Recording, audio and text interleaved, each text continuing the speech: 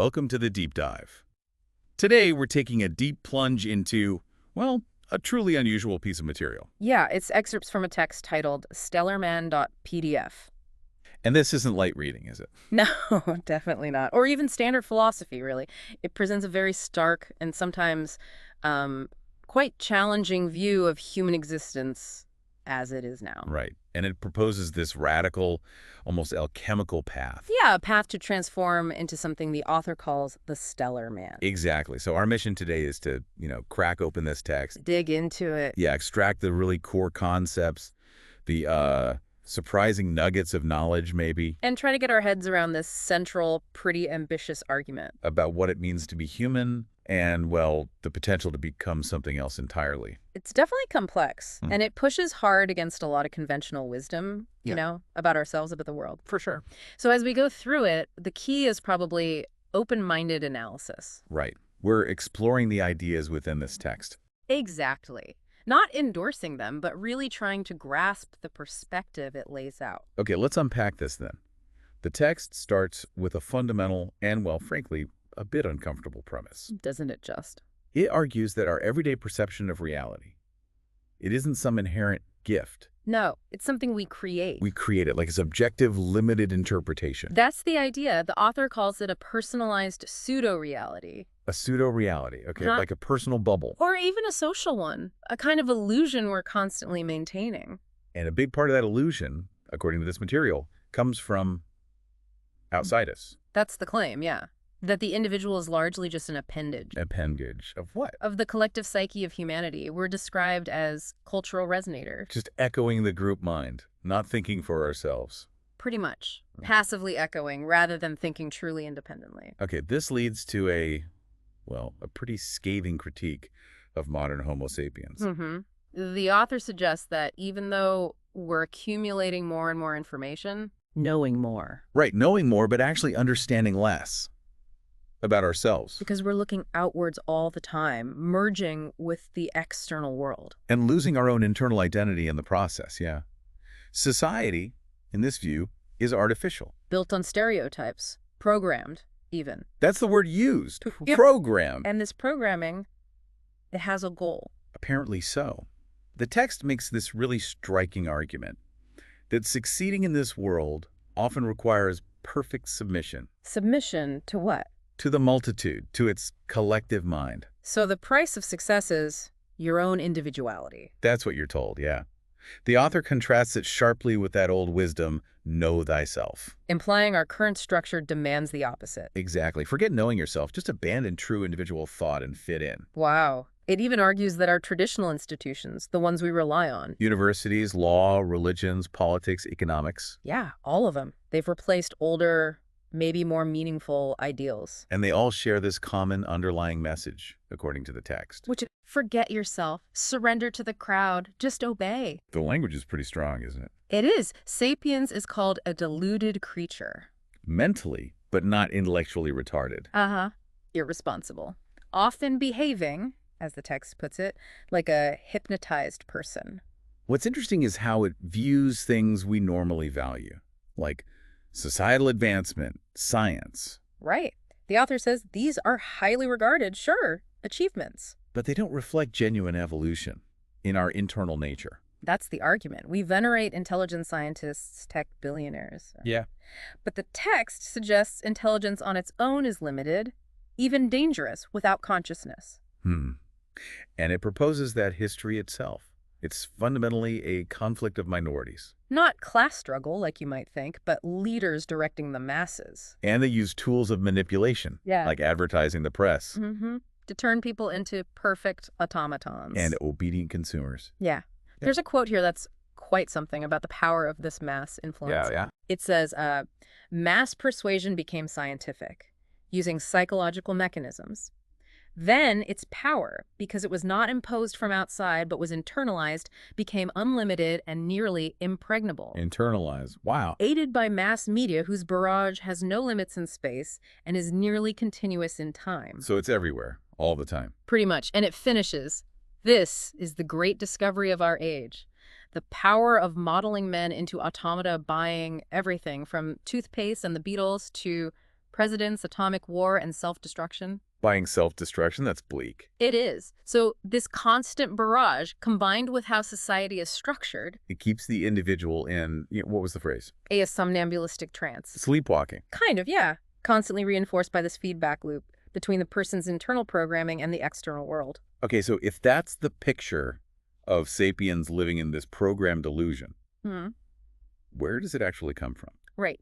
The text points to something it calls the collective soul. Or the animal soul of sapiens. Exactly. And it links that directly to Jung's idea. The collective unconscious. That's the one. But this text frames it as this force that regulates the entire species. Like a common brain. Yeah, a common brain which stifles individual thought. And it's driven primarily by, well, bestial impulses. So my personality. It's just a reflection of that. Merely a faint reflection or a miniature emanation of this huge common soul deposit. That's the idea presented. It paints a pretty tough picture for individual destiny too, doesn't it? It does, saying not everyone can be saved. Some might reincarnate. But others just disintegrate. That's what it suggests, yeah. Now, there's a particularly challenging idea in the source about leaders. Ah, yes. Yeah. This needs careful handling, just presenting the source's view. Okay. It expresses concern that while a small group governs the masses, their own sanity is, well, unknown. We don't know if the leaders are sane. According to the text, we don't. And it claims this lack of certainty can lead to huge problems. Like errors, abuse of power. Political mistakes, even war. Flawed systems for everyone, basically. Again, that's purely the text's stated view. Understood. And it draws on other thinkers, too, like Le Bon. Gustave Le Bon, yeah. Describing the psychological crowd, how individuals in a crowd seem to lose their conscious personality. And form a single collective soul. Right, with mental unity. And this crowd, it's ready to revolt against weakness, but bows to strength. And it's fundamentally conservative, prone to servitude. That's Le Bon's observation, as cited in the text. There's another controversial interpretation in there, too, about Jesus's words on family. Oh, yes, the hate father, mother, and let the dead bury their dead lines. How does the text explain those? They sound harsh. It argues it wasn't literal hate. It was a call to break free from the family nucleus. Why? Because the text sees the family as the ultimate nucleus that maintains dream or hypnotic energy. So the family keeps us asleep, in this view. It's seen as a key instrument binding sapiens to animal unconsciousness. The argument is, if you're seeking spiritual advancement, you must break those chains. But it distinguishes between different kinds of family. Yes, it contrasts the biological animal family with a divine family united by spiritual connection. Okay. And this idea of disconnect, it applies to progress, too. The text argues that societal advancements are tech, our civilization. If they're not matched by growth in internal awareness. They lead to civilized barbarism. Intelligent barbarians. With advanced tech, but spiritually stunted. That's the picture painted. An atrophied spiritual consciousness. The source brings in Eric Fromm as well, on escaping separation. Yeah, mentioning orgiastic states using trance, drugs, alcohol, sex for that temporary feeling of fusion. And contrasting that with union by love. Right. But it makes a key distinction within love itself, between passive symbiotic love and genuine mature love. What's the difference, according to this? Mature love, importantly, preserves individual identity while still breaking that sense of isolation. Okay, so moving on from this description of the sapiens condition, the text really goes after our ideas about knowledge itself, doesn't it? It really does. True knowledge, it argues, doesn't come from just intelligence. It comes from the mind. Correct. And sapiens, in this view, lacks this essential mental stomach. A mental stomach. What does that lead to? What the text calls undigested intelligence. Like intellectual indigestion. Kind of. Intellectual gluttony, memorizing, juggling data, but not truly assimilating it. So you feel like you know a lot. A false sensation of knowing many things, yeah. But the text warns this state can be totally and incurably damaged by too much traditional study. Because that just reinforces the non-assimilation. Exactly. There's a blunt statement in there too, isn't there? About thinking. Yeah. The art of thinking has been lost, replaced by imitation and informative memorization. Just repeating things. And the consequence of this, the text claims, is severe. Which is? Intelligence without consciousness inevitably leads man to chaos. And because intelligent people are involved. It's a more complete, more sophisticated chaos. The text also suggests why people might cling to far-off hopes or illusions. Like chasing UFOs or rigid dogma. Yeah, instead of doing the internal work. Why? It describes sapiens as basically a loafer. A loafer, seriously. That's the term used. Someone seeking the easiest path, preferring simple belief and ignorant faith. Things that don't require effort. Precisely. And this perceived laziness isn't just about belief. It extends to thinking itself. Avoiding difficult thinking. Accepting systems without question. Yes. The text calls this seeking protection within an intellectual egg. Hiding inside what you already know. And this tendency, it argues, automatically makes you reject new ideas, no matter how valuable they might be. Okay, what about freedom? How does the text tackle that? Sapiens thinks it's about independence, right? Quitting your job, moving. Yeah, proud of the power for doing things. The text calls consciousness, intelligence, will, and freedom a mythological quaternary. Mythological, suggesting they aren't really active qualities in most people. Not in the way they imagine, no. The really core argument about freedom here is different. How so? It says the only possible freedom in this life is freedom from one's own passions. Freedom from passions. There are true masters. That's the claim. If you're dominated by them, you are, in the text's view, a mere puppet. And because we lack a mature, superior I, that spiritual core. We take refuge, according to the text, in a collective I. That collective soul again, the central computer. Mm-hmm. By letting customs, norms, collective approval dictate life, you become alienated from yourself. The text even says Sapiens fears freedom. It goes that far, yes. Because freedom involves intelligent individuality. Which an animal in a flock doesn't have. That's the analogy used. And this fear, it suggests, drives people to join movements or groups that don't demand thinking. While the Hermetic path does. Completely. It requires taking responsibility of his life into his own hands. And finally, in this section about the limits of the sapien state, there's a mention of cycles. Yeah, a cyclical view of history. Human creations, civilizations, they're inevitably destroyed. By the pendulum, or terrible Chronos. Those are the terms used, suggesting only immortal divine elements truly survive this cycle of destruction. Wow.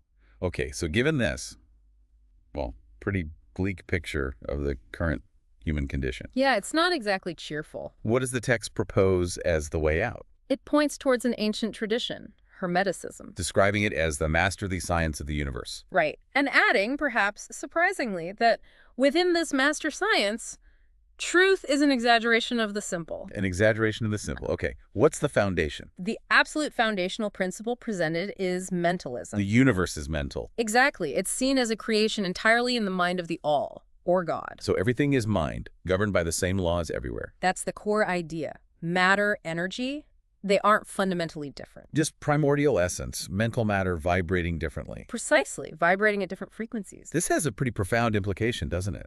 Huge. If you could somehow join the all-mind, the universe would effectively disintegrate for you. Because you've shifted your perspective entirely. Your observer position changes everything. As the text puts it, from the absolute viewpoint, all is illusion. But from our limited human viewpoint. Trapped in this created reality, nothing is illusion.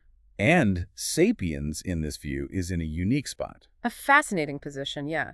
The only being that participates simultaneously in the nature of the thinker God, the divine spark. And the imagined structure, the material world, the body. Right. We're bridging those two realities. So the text presents 7 Hermetic principles as the keys to understanding this mental universe and maybe achieving that transformation. That's right. We've touched on mentalism as the foundation. Let's look at the others. Okay. And some of the surprising ways this text applies them. First up is correspondence. As above, so below. As below, so above. And the text applies this in ways you might not expect. Like how? It argues that legal ties, like a marriage contract or forming a corporation, they create energetic bonds that affect your karma. That's the claim. And it also says astronomical discoveries literally create mental channels. Channels for what? For stellar energy to flow in. And it discusses historical practices with animal gods. Not just worship. No, as magical methods, meant to stop animal consciousness from incarnating into human bodies by absorbing that instinctual energy. Wow. It even suggests the current crisis, the civilized barbarism. It's partly because animals are now incarnating into human form for the first time, bringing strong, harmful instincts. Yes, a very unusual application of as above, so below. Okay, next principle. Vibration. Everything moves. Everything vibrates, from the highest spirit to the densest matter. Thoughts, emotions, our bodies, all vibrating. At different frequencies, yeah. Health, the text says, is harmonious vibration. And illness is disharmonious. Makes sense. Mental vibration is specifically linked to intelligence. And the environment around you matters. Your home, places you visit, like bars, brothels. They all have influential vibrations, according to the text. Accumulating negative vibrations can become a kind of time bomb. So you need strict mental hygiene. Critically important, the text stresses. It gives examples of vibrations, power sound, lasers are mentioned. And a spoken word. Citing that plant experiment talking positively makes them grow better as evidence of word vibrations effect. Okay. Then polarity. Everything is dual. Everything has poles, which are just extremes of the same thing. Light, darkness, love, hate, spirit, matter. Those are the examples given. And the text states, extremes meet. Meaning? Arguing it's easier to turn hate into love than it is to change indifference. Interesting. And this applies to attraction between sexes. Yes, and even the body's own bipolarity, masculine and feminine sides. Joining palms in prayer is seen through this lens, too. And developing consciousness requires opposition. The text suggests it needs that collision. Inertia versus will directed by intelligence, it needs something to push against. Fourth principle. Rhythm. Everything flows, has tides, oscillates like a pendulum. Creation and absorption, nations rising and falling. Exactly. Life itself is described as oscillation. Death is polarization. Habits are seen as rhythms. And the law of the pendulum is key for mental transmutation. Right. The text says you can rise above this back and forth by consciously polarizing your state where you want it to be. Using willpower to get to the plane of causes. That's the idea. Sapiens is trapped, a slave to the pendulum swing. But Hermeticus learns to surmount it. Fifth is cause and effect, which the text equates with karma. Yes, every cause has an effect. Not by chance, but by law. Chance is just an unknown law. And higher planes dominate lower ones. In this view, yes. Sapiens is seen as passive, just receiving effects, bounced around. While the Hermeticist aims to become a cause, ruling circumstances. Right. You can't annul the law, but you can work with it through mastery. Life is described as a market. Where you pay with energy, the golden broth, not money. Correct. And your soul is described as valuable to the devil. Helping the wrong people accrues karmic debt. The text warns about that, yes. It states humans punish themselves through karma. Giving examples from past lives. Yeah, a beggar with pride might have been rich and arrogant. A murderer gets killed. An enslaver becomes dominated. Gambling winners, it claims, are chosen by archons of destiny. Archons of destiny, okay. It's all complexly entwined. Nature, the text emphasizes, doesn't give things away, it sells them. And the currency is your energy. Yeah, vital energy, yes. Sixth principle, gender. This principle is in everything, masculine and feminine, essential for creation, renewal on all planes. Feminine as the womb, uniting with masculine for a new force, like gravity. That's an example used. The body's bipolarity comes up again, too. And consciousness needing opposition, that collision of inertia and will. But the text reveals a specific magic secret here for this stellar man path. It does, a key one. Becoming the stellar man requires, it says, contact with a flesh and blood master. Representing the father principle. Yes, and also the taming of the beast within, which represents the mother, the feminine polarity. So the initiate is like the child born from that union. Beast and master. Symbolically, yes, oscillating between those two poles during initiation. And it says a solitary person can't achieve the full result. Explicitly states they only get subjective results. Finding a master is essential. Can this master be anyone? It says they can be a mutant, a fully formed stellar man, or a helpful non-mutant, but only the mutant can transmit the sacred flame. Divine fire. Alchemists ferment. I and RI. Those are the terms used to describe it, yes. The disciple has to use the gender principle in a superior way. To create a mental or etheric being. Theurgy. That's the practice mentioned, and it offers a unique view on marriage, too. Ooh, how so? True love and harmony between partners create a matrimonial aura. A hidden offspring. A bipolar orb. That's the description. This, the text says, is the true Hermetic marriage in nature's eyes, not just the legal paper. Without that energetic aura, it's not a real union. Not in this framework, no. Okay, so this discussion of the principles leads us right into the really radical path the text proposes. True initiation. And it's not symbolic, right? It's literal transformation. Transformation of animal sapiens into stellar man. framed as a tremendously significant act. A conscious, deliberate abandonment of the sapient species. That's how it's put. Conscious abandonment. The text is clear this is not easy. Not at all. Not frivolous. It demands renunciation. It's described as surgery of the soul. Absolute sacrifice of your animal individuality. Egotism has to disappear. For spiritual impersonality, yes. Replacing the beast's pleasures with the initiate's higher pleasures, kept in equilibrium. But the body isn't discarded. No, it's purified and strengthened. To understand this, the text outlines an internal structure of eyes or systems. Yeah, it says most people function mainly with 4 systems linked to elements. Fire, sex, earth digestive, water circulatory, air respiratory. Those are the ones. People of higher caliber might partially use an etheric ace. Linked to the cerebral spinal system. But then there's a volitive eye, a volitive system. The text says sapiens absolutely lacks, is unknown to us. Entirely lack, yes. And finally, the superior eye, the spirit. Which is in limbo. Yeah. Connected by just a thin thread. That's the description. So true initiation involves distinct stages, then. Correct. The very first is the conscious creation of this missing volitive scythe.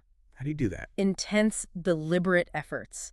Special sacrifices focused on achieving spiritual supremacy. And it has to be conscious will, not compulsion. Absolutely crucial. The text suggests methods like looking in a mirror between the eyebrows. And repeating, I am willpower. Yes, emphasizing that the emotional state, the vibration you're in, is critical for it to work. Okay, stage 1. Create the volitive eyes. What's stage 2? The destruction of dreams. Destruction of dreams. And the text is very specific here. 5 disciplines. And we have crucial disciplines, yes. First, stop lying. To others and yourself. Recognizing how much we do it. The sheer magnitude, yeah. How it creates illusory personal worlds, maintains fantasies. The goal is radical honesty. Judging even white lies consciously. Second discipline, stop dreaming. Not sleep dreaming. No, the waking dreaming. Recognizing how we constantly infuse life with fantastic ideas to evade reality. Disillusionment is painful, it says. Very. But dreams are a vicious circle. One fades, another replaces it. It takes courage to face reality, destroy the mirage. And lack of communication stems from people living in different dream worlds. That's the link made, yes.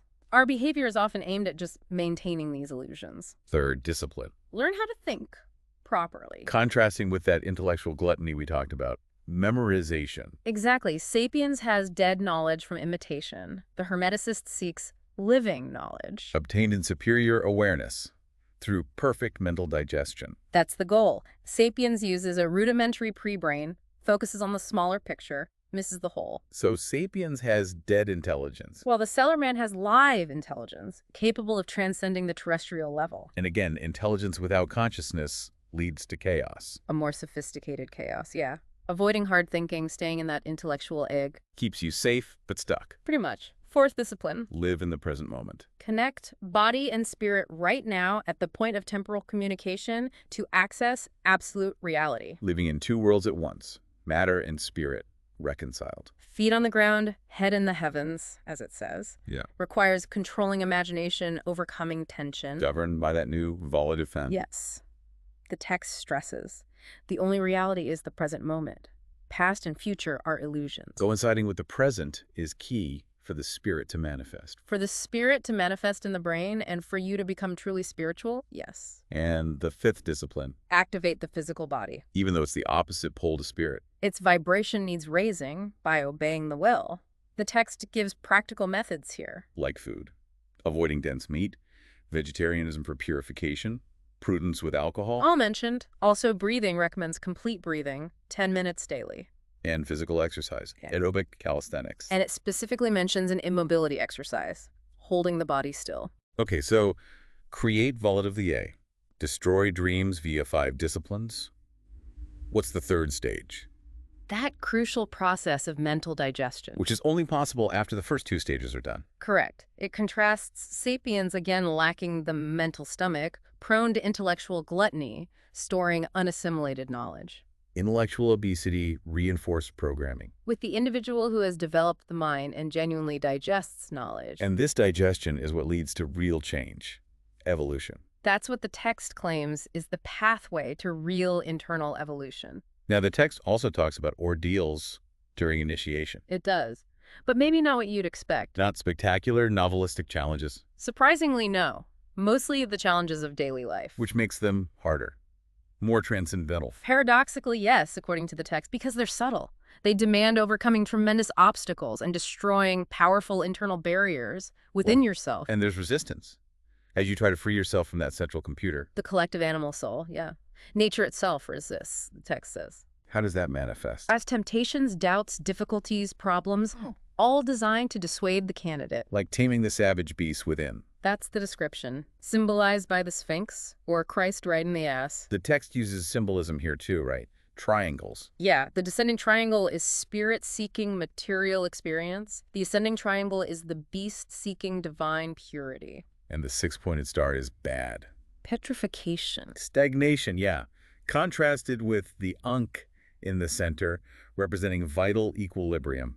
The balance. It quotes some preparatory sayings. Before the eyes can see, they must be incapable of tears, things like that. Emphasizing you need preparation. To endure the terrible nakedness of truth. Exactly. Truth is a razor's edge, the text says. Dangerous if you still have egotism or evil. Could lead to trauma, insanity. Potentially. Yeah. It's attained only through innocent purity, a double-edged sword. And the initiatic school, if one exists. It's like a laboratory. That's the concept. Reproducing life situations to test integrity, purity, decisions. Revealing internal failings through doubts, conflicts. About honor, freedom, immorality, theft. Favoritism, things like that. Authenticity is demanded. Overcoming these subtle daily ordeals leads to higher awareness. And dependence on passions comes up again. Laziness, lust. Indolence, highlighted repeatedly as a key obstacle. The masters that manipulate you like a puppet if you haven't built that volitive alive. Okay, so finally, after all this, the path, the challenges, the text presents the outcome. The stellar man. The result of the mutation. A true human. That's the term used. What does this look like? And? In the world. Well, according to the source, having spiritual powers doesn't mean you shun life. The stellar man complies with civil duties, earns a living, supports their spouse's evolution. All mentioned, yes. No political ideology, a humanist seeking universal spiritual evolution. Evolution, not revolution. That's a key distinction made. Yes. They reject things impeding freedom, but the text emphasizes freedom must be deserved. The description of the adept, the stellar man, it's complex. Maybe challenging in parts. It is. The source material mentions qualities like pride, being detached, includes a specific view on women. But also emphasizes they're the sincerest people, willing to do good, wanting to be unrecognized. Exactly. A complex picture. And their introversion. It's because their inner world is so rich. Extraordinary richness of his internal world, yeah. Making it genuinely painful to descend fully into the material world. An authentic master is crucified, sacrificing to transmit knowledge. That's the description. Living in heaven with feet on earth, inhabitants of two worlds. What about their powers? The text mentions powers. It does. Knowing universal magnetism secrets, possessing a tremendous magnetic irradiation sphere. An extension of mental power, grows with development. Yes. Jesus' sphere is cited as engulfing the earth. But crucially, the text explicitly states this power does not come from the usual suspects. Third eye, chakras, kundalini, parapsychological abilities. None of those, according to this Hermetic view. It sees standard parapsychological stuff as displacement or projection of mass energy, which works better in more instinctual states, more bestial. That's the surprising claim. The more bestial, the better the chance. Sorcerers' apprentices using these are often asleep and programmed themselves. Okay, and the text emphasizes their simplicity.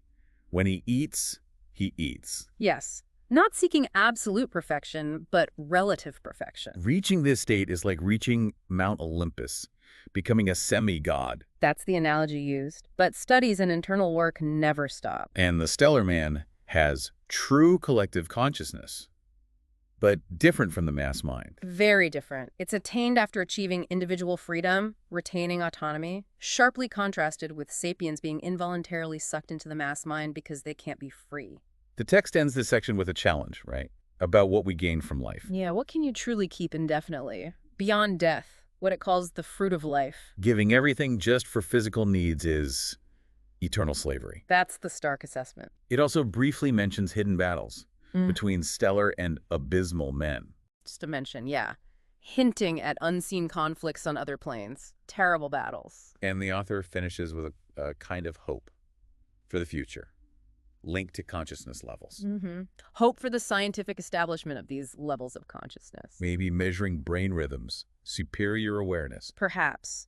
Leading to grouping humans by these levels, maybe 1 to 10. With higher levels guiding society towards a world without conflict, poverty. Where everyone has the opportunity to climb the scale. That's the vision presented. So that's our deep dive into some of the core and, often challenging concepts from the stellarman.pdf text. Quite a journey. We've explored its view of the illusory sapiens condition. The grip of collective forces, external system. The Hermetic principles is this underlying framework. The radical path of initiation, destroying dreams, building will. Facing those subtle daily ordeals. And finally, the text's complex picture of the resulting stellar man. And as we said at the start, we've really just been navigating the ideas within this specific source material. Absolutely, just exploring what the text itself puts forward. And it definitely offers a view of human reality and potential that stands in pretty radical opposition to many, conventional assumptions. It really does.